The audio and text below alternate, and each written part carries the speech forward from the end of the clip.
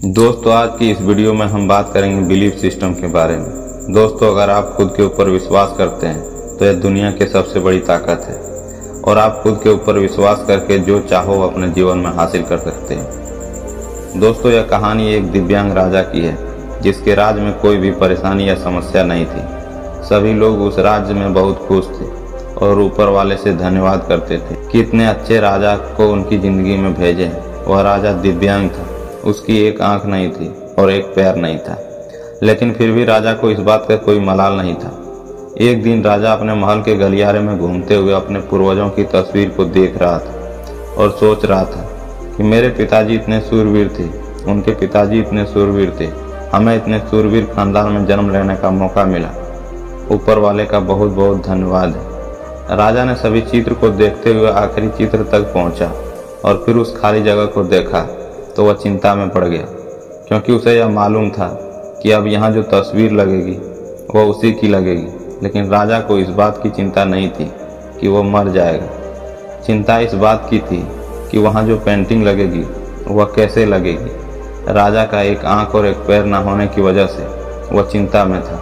राजा का एक आंख और एक पैर न होने की वजह से वह चिंता में पड़ गया और सोचने लगा कि इस गलियारे में इतनी शानदार पेंटिंग लगी है, लेकिन मेरी एक आंख और एक पैर न होने की वजह से मेरी तस्वीर सबसे खराब लगेगी और सबसे भद्दी दिखेगी। राजा ने सोचा कि मेरे मरने के बाद पता नहीं कैसी पेंटिंग बनेगी और क्यों ना मैं अपने जीते जी एक शानदार पेंटिंग बनवाऊं, ताकि मुझे सुकून मिल जाए, यहाँ मेरी अच्छी पेंटिंग लगेगी। अब उस राज्य में ऐलान करवा दिया गया और सभी पेंटरों को बुलाया गया और कहा गया कि जो भी पेंटर राजा का शानदार पेंटिंग बनाएगा उसे शानदार इनाम मिलेगा।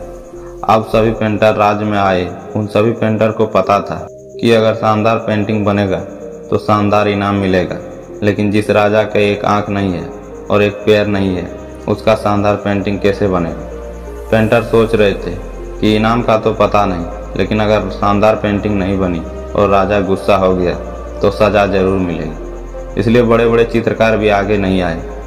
तभी उसमें से एक लड़का बोला, राजा साहब, मैं आपकी पेंटिंग बनाना चाहता हूँ, मुझे 24 घंटे का वक्त दीजिए। अब सभी बड़े बड़े पेंटर हैरान हो गए कि लड़का क्या पेंटिंग बनाएगा, और अगर राजा को पेंटिंग पसंद नहीं आई तो इसे सजा जरूर मिलेगा। राजा बोला, ठीक है, आप बना करके आइए।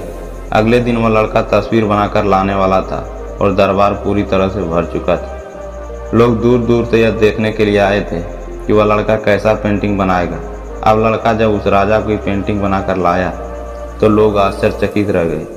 सब लोग जोर जोर से तालियां बजाने लगे, सीटी बजाने लगे, और जब राजा ने उस पेंटिंग को खोला और देखा तो वह खुश हो गया और बोला कि वाह, इससे अच्छी पेंटिंग तो इस पूरे गलियारे में नहीं है। राजा ने उस लड़के को बहुत सारा इनाम दिया।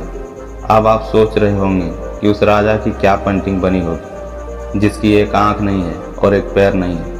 कैसा पेंटिंग बना होगा। और उस तस्वीर में लड़के ने राजा को एक घोड़े पर सवार किया था।